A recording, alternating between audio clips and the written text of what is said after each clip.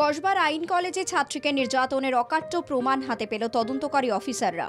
নির্যাতিতা গোপন জবানবন্দিতে জানিয়েছেন, অপরাধের মাস্টারমাইন্ড মনোজিৎ মিশ্রের নির্দেশেই তাঁকে বাকি অপরাধীটা টেনে নিয়ে যায় গার্ড রুমে। নির্যাতিতার বয়ানের সঙ্গে সিসিটিভি ফুটেজের মিল পাওয়া গেছে বলে তদন্তকারীদের দাবি। কলেজের সিসিটিভি ফুটেজে স্পষ্ট হয়েছে, মনোজিতের চোখের ইশারাতেই বাকিরা ছাত্রীকে জোর করে টেনে নিয়ে যায়। পুলিশ এই ঘটনার কিনারা করতে তদন্তে তৎপর। 25শে জুন আইন কলেজে অমানবিক নির্যাতনের ঘটনা প্রকাশ্যে আসে।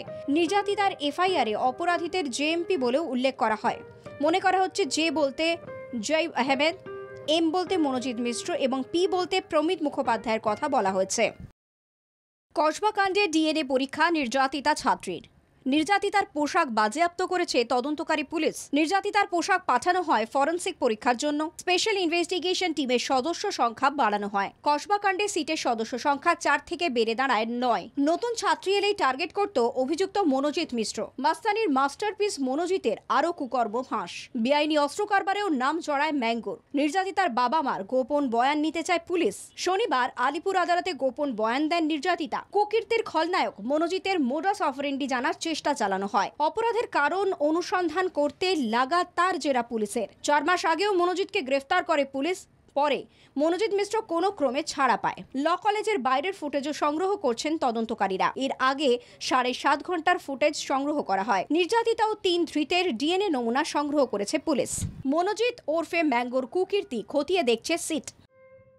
দ্রুত যাতে এই ঘটনার সত্য সামনে আসে, সেজন্য তথ্য প্রমাণ সংগ্রহের কাজ তৎপরতার সঙ্গে চালাচ্ছে পুলিশ। নমুনা সংগ্রহ করে 4 মূর্তিমানের অপরাধের তথ্য তলাশে সেট। ইতিমধ্যে নির্যাতিতার মতোই তার বাবা মায়ের জবানবন্দি নেওয়ার তৎপরতাও লক্ষণীয়।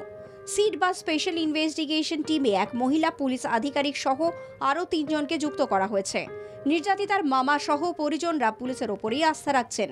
আমরা বলছি তো, আমরা ক্যালকাটা পুলিশের উপর আস্থা রাখি। পুলিশ অভিযুক্তদের কুকর্মের কিনারা করতে সিসিটিভি ইনস্টলেশনের দায়িত্বে থাকা এজেন্সিকে জেরা করছে। এদিকে ল কলেজের ক্রাইম অফ সিনকে নজরদারিতেও রাখা হয়েছে। জাতীয় মহিলা কমিশনের সদস্যদের কসবার ক্রাইম অফ সিনে যাওয়ার অনুমতি দেওয়া হলো, ফটোগ্রাফি না করার অনুরোধ জানানো হয়। ব্যুরো রিপোর্ট, বাংলা জাগো।